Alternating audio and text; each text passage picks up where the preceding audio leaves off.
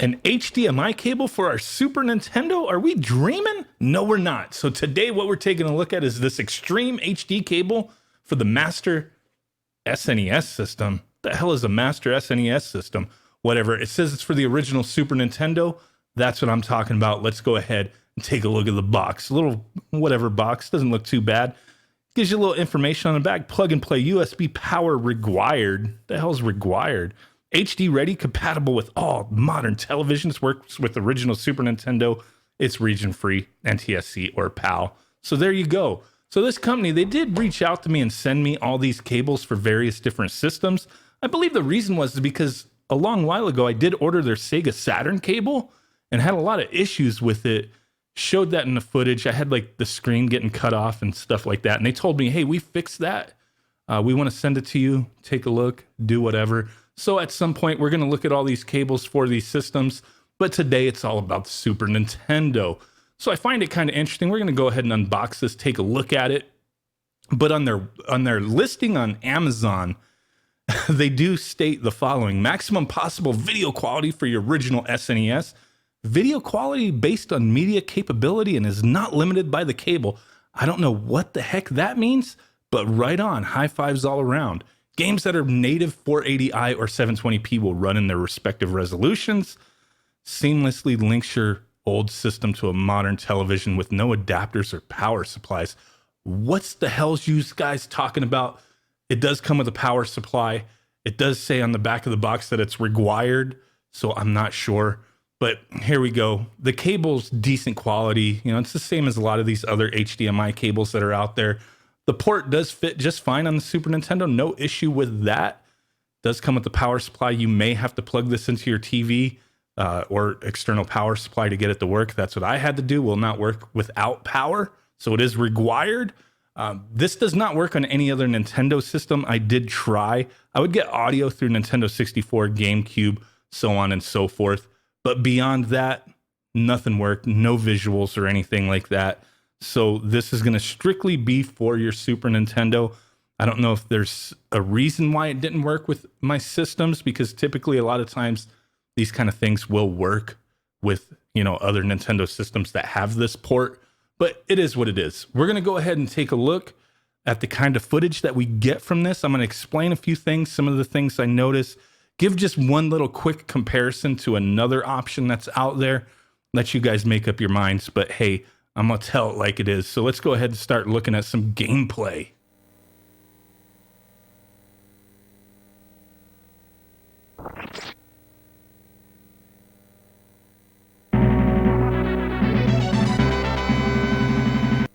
Okay, I just had to stop it right there for a moment, lower the audio, and just comment on that real quick. So just from the intro to Hagane, I'm sure it was very noticeable, but there is a audible hum or a buzz, like static going on. I do not get that with any other cable that I use. I just wanted to point that out. It is rather annoying. If you're using headphones, it's going to be really apparent. If you're playing audio through your speakers on your TV or external speakers, whatever you got set up, you may not notice it as much unless you're on those screens that don't have much sound going on. But it is there, and it is annoying. Just wanted to point it out. But I'm going to go ahead and let you guys watch a little bit more footage. I'm going to show some comparison and then comment on what I am noticing. So check it out.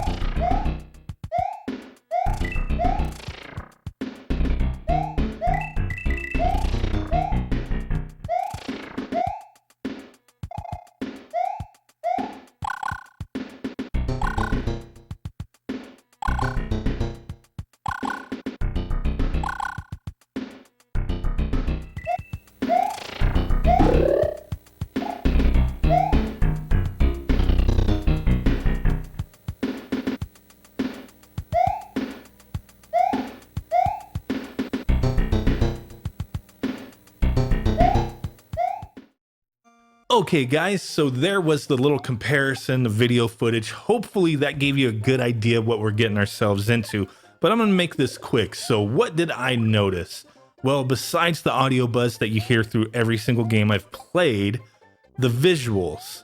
Now the colors are pretty close, I would say. When you look at the comparison to the HD Retrovision cables, they're pretty close.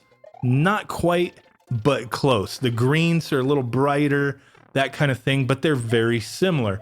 I can't even knock off any points for that. It's really nice looking as far as the colors go, but that's fine and dandy, but there is a visual distortion going on no matter what game I play that I do not get with any other cable or solution that I have. I get these like diagonal scrolling lines through the screen, little squigglies. I'm going to put up a still image to give you an idea just in case the compression, or if you're looking at this on a smaller screen, it's there. It's there, and it drives me nuts. If it wasn't for that, if it wasn't for the audio buzz, these might be a decent solution for people looking for a simple way to play their old school Super Nintendo on a modern TV. But besides those things, which really do bother me, the biggest thing, or one of the biggest things for me anyway, and I don't even speak on this as much as I should, but the latency, the input lag, holy crap. I'm getting somewhere around 10 to 12 frames of input lag with this cable. That is nuts. I always use Super Mario World to test to see if, you know, the lag feels crazy to me, and for this it did. Swapping back and forth between cables and games, testing them on each, it was a huge difference that was immediately noticeable to me. It wasn't just a couple frames, it was a lot. Pretty darn nuts. Like I said, 10 and over. It was just ridiculous. I can't play some of these games that way. Sure, some people can adjust, some people may not notice. I did, I have to point it out. That's what I do. I'm just honest with you guys.